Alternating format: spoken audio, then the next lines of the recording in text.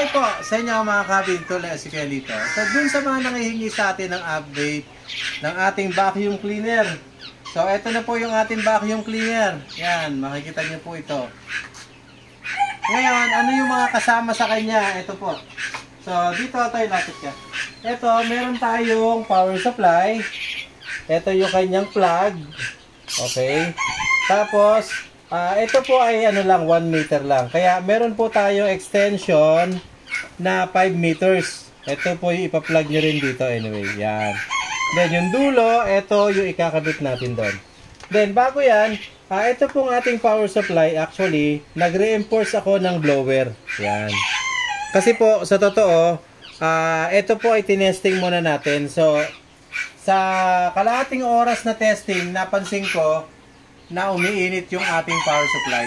Kaya po sa kalahating oras pa lang, pinatay ko na, naglagay tayo ng blower, then saka natin ulit tinesting. So almost 3 hours na, so far so good. Maganda siya. Kaya ito po ay kinostomize natin, nilagyan din natin ng blower. Para siguradong hindi iinit. Kasi alam ko, pag bago ang gamit, talagang gamit tayo ng gamit. Anyway, ito yung ating poop separator. Ito po ay natatanggal, nalilinis din ang loob. May dalawang union patente kasi ito po yung ikakabit natin dito sa ating vacuum cleaner. Plus, yung dalawang tip, meron tayong brush, meron din tayong, kumbaga, yung nozzle niya. Yan, ito po ay makinulayan lang natin ha. Ito totoong kulay, ito original. Ito po ay kinulayan lang natin. Blue po ito. Gaya po nito ang ating pipe na to. Ito po ay blue na kinulayan lang natin. Then yung dulo po, kung makikita nyo po rito, nandito na po yung kanyang plug. Nandito yung kanyang socket. Ayan. Saka switch. Kasi po, kaya po ganito ang ginawa natin. Kasi para pag naligpit natin, hindi po hassle. Mostly kapag may kable po kasi, di ba, yung kable ikot-ikot lang natin dito. Kaya tinanggal natin. Then gaya nga na sinabi ko sa inyo, ito po ay 12 volts lang. So anything happen, pag kayo po naglilinis at nahulog ito accidentally sa loob ng inyong mini pond o sa inyong mga mini pool, hindi po kayo makukuryente. So pwede kayo maglinis kahit nasa loob kayo ng mini pond kasama ng ating vacuum cleaner sa loob. Pwede po, ayun ang kagandahan dito. Kumbaga, safe na safe siya pagdating po sa kuryente dahil hindi po kayo ma-electrocute dito sa ginawa natin. So, ito po, ikakabit lang natin dito sa dulo. Yan. So, para po makita nyo, ikakabit natin. Anyway, ang demo ko kasi nito, almost the same lang po nung demo nung wala pa siyang kulay. Pero ngayon po ay may kulay na. Yan. Dito lang po siya ikakabit.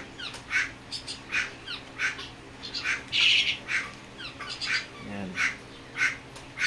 So, actually ito po, para sa akin, ito po ay suitable sa mga 3 feet o hanggang 4 feet na pan. Kasi ang 3 feet po nito ay nandito, ang 4 feet nito ay nandito na. Ayan. Kaya po pa slant po gagamitin to, mas maganda. Ganun po. Ayan. Ang dulo po, ayan, papakita ko lang po sa inyo yung dulo. Dito naman po ikakabit. Dito po. Ayan, masikip po ito. Masikip ang dulo niya, tapos nandito yung on-off. On-off strip niya, nandito po. Ayan. Kaya, ito po ay may haba na 5 meters. Ito, 5 meters. Ngayon, nasa sa inyo na lang kung gusto niyo pang mas mahaba. Pero yung default po na makukuha niyo sa akin ay 5 meters.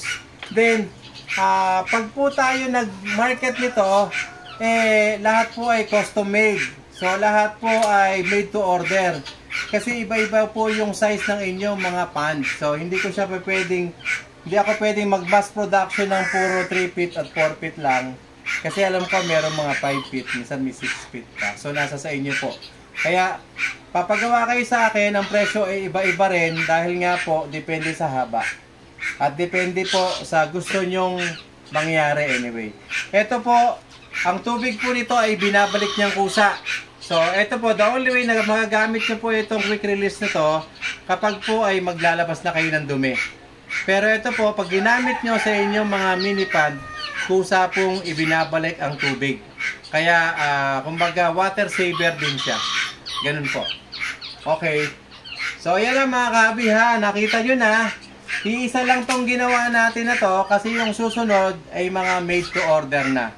So, kung sino man ang magwawagi dito ay mag-message kayo sa akin. Kung gusto nyo to, basta suitable siya, 3 feet, 4 feet, pwede.